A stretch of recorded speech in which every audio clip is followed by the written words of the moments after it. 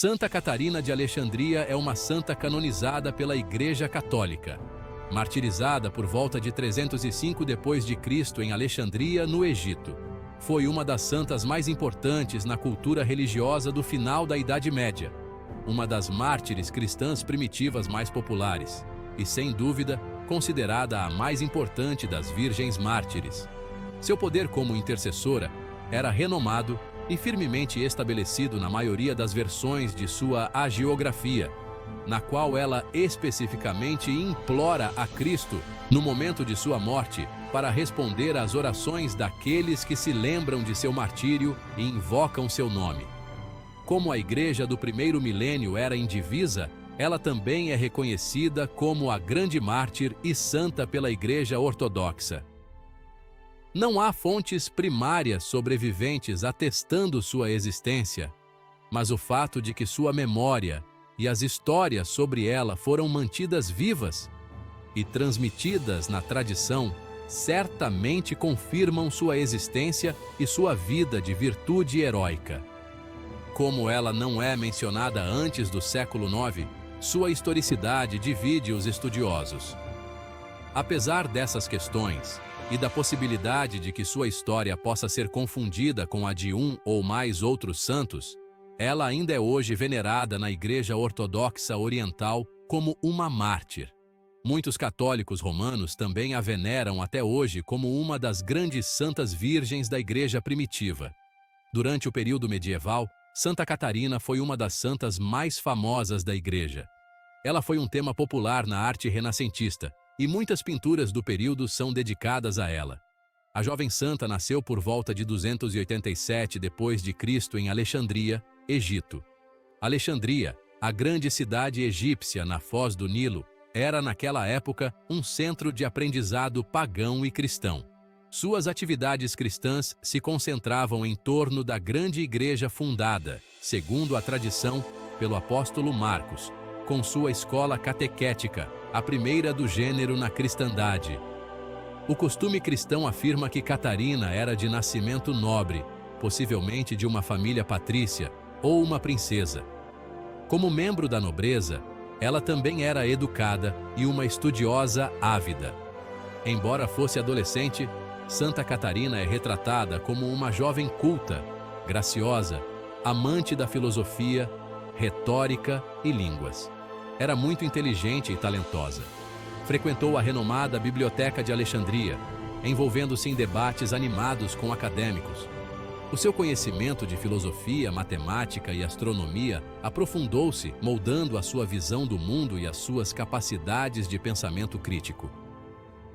Os primeiros anos de Catarina lançaram bases sólidas para os desafios que se avizinhavam. Por meio de suas leituras, ela aprendeu muito sobre o cristianismo e foi convertida cristã por volta dos 14 anos, quando teve uma visão comovente de Maria e do menino Jesus. Este encontro divino acendeu dentro dela um profundo amor por Cristo e um desejo de seguir os seus ensinamentos. Abraçar o cristianismo não foi uma decisão tomada de ânimo leve por Catarina, compreendendo os riscos, especialmente para alguém da sua posição social. Contudo, a sua nova fé era uma fonte de força e convicção que ofuscava qualquer medo da perseguição. A profissão aberta de fé cristã por parte de Catarina Depressa chamou a atenção das autoridades romanas. O imperador romano Maximino Daia, conhecido pela sua feroz oposição ao cristianismo, viu a sua conversão como um desafio direto à sua autoridade. Convocada perante o imperador, Catarina, uma bela jovem, foi até ele e o repreendeu corajosamente por sua crueldade e protestou contra a perseguição de cristãos sob seu mandato. Ela então recebeu a ordem de renunciar à sua fé e oferecer sacrifícios aos deuses romanos. Ao invés de ceder, a santa recusou-se a trair a sua consciência e fé. Em vez de ordenar sua execução, o imperador Maximino convocou os 50 oradores e filósofos mais eruditos para debater com ela. No entanto, Catarina foi movida pelo poder do Espírito Santo, falando eloquentemente e com ousadia em defesa de sua fé. Suas palavras foram tão tocantes que vários pagãos se converteram ao cristianismo. Todos eles confessaram que foram conquistados por seu raciocínio e foram queimados até a morte pelo enfurecido imperador.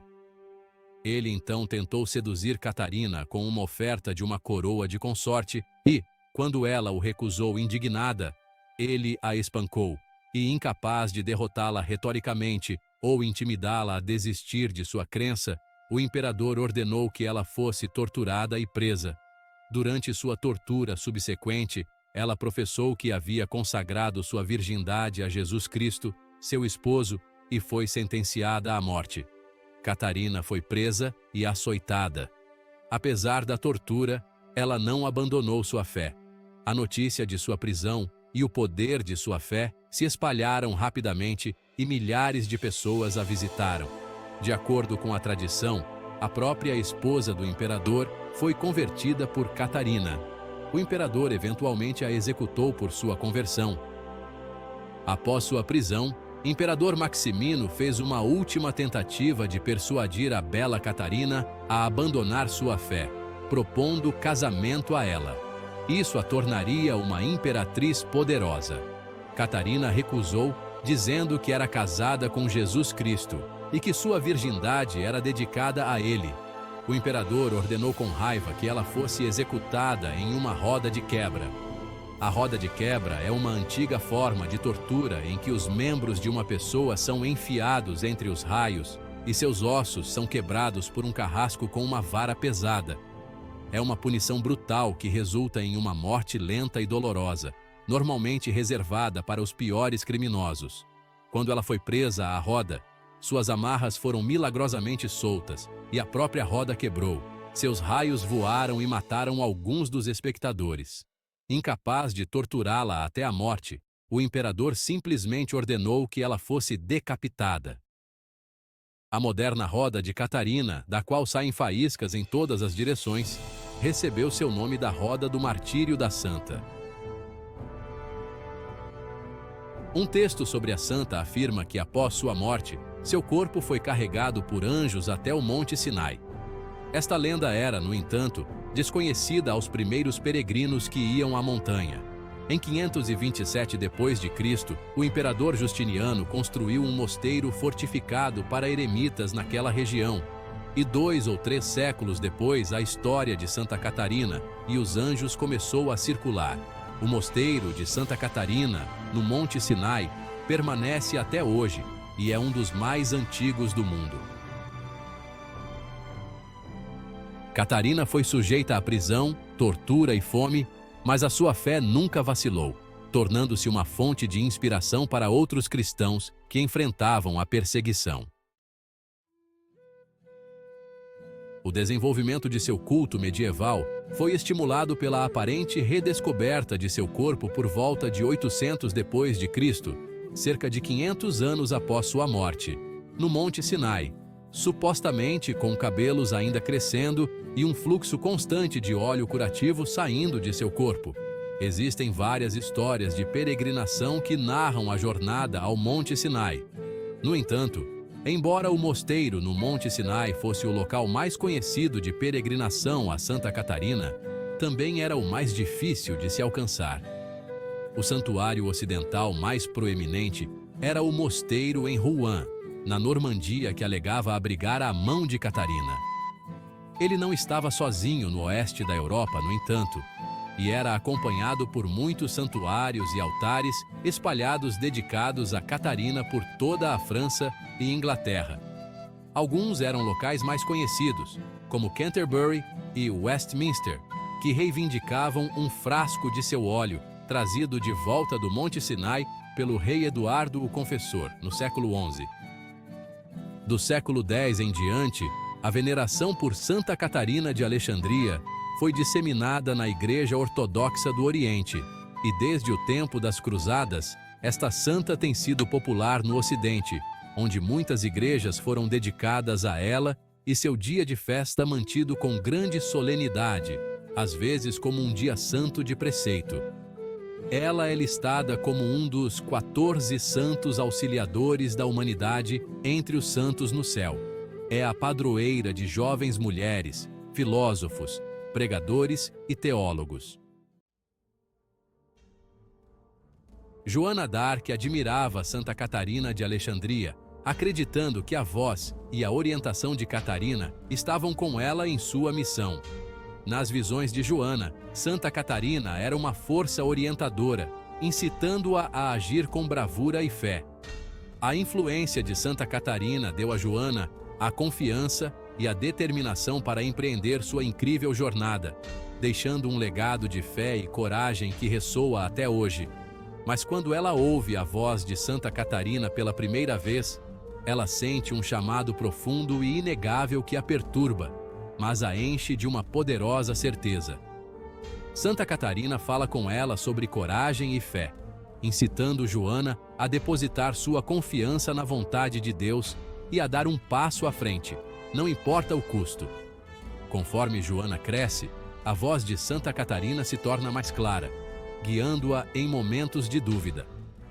Ela a encoraja quando ela teme que sua tarefa seja grande demais para uma humilde camponesa, e a fortalece quando ela é confrontada pela descrença, especialmente daqueles no poder. Eventualmente, a voz de Santa Catarina diz a Santa Joana que ela deve ir até Carlos VII, o Delfim, título dado ao herdeiro do trono francês, e oferecer sua ajuda para recuperar seu trono. É uma ideia audaciosa, mas com as palavras de Santa Catarina ecoando em seu coração, Joana está determinada. Ela acredita que é sua missão divina. Com a orientação de Santa Catarina, Joana finalmente ganha a confiança de Carlos VII e o respeito dos soldados que ela comanda, liderando o exército francês a vitórias cruciais. Mesmo em seus momentos mais sombrios, especialmente depois de ser capturada e presa, Joana sente a presença de Santa Catarina. Quando ela está diante de seus juízes em seu julgamento, a voz de Santa Catarina a lembra de permanecer firme em sua fé. Embora Joana seja eventualmente sentenciada à morte, sua coragem não vacila.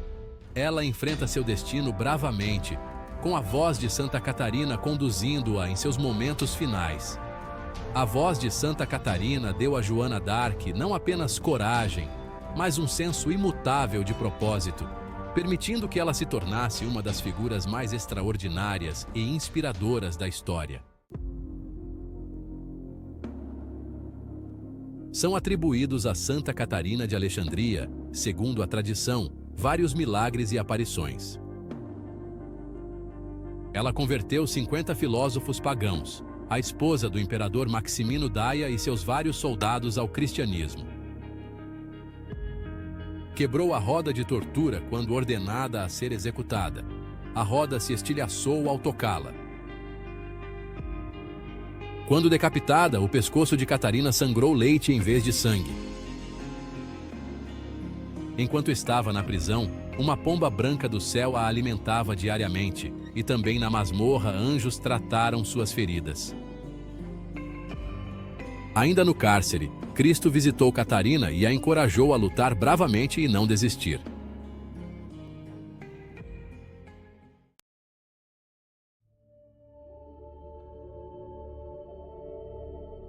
Jesus, meu Senhor e meu Deus, peço que seja socorrido em vós todo aquele que em momentos de aflição invocar a lembrança de meu martírio. Livrai da morte súbita os meus devotos e concedei a eles, por toda a vida, abundância de pão e água, além da saúde. Que as doenças e as tempestades se mantenham longe de suas casas. Que as mulheres não abortem nem morram no parto. Que não haja carestia onde moram e que o orvalho do céu desça sobre suas cabeças dia e noite. Concedei que, por fim, se alguém recorrer a meu nome, seja conduzido pelos anjos ao repouso eterno. Amém. Se você gostou de nosso conteúdo, por favor, se inscreva, curta e compartilhe. Não custa nada e ajuda um montão. Obrigado!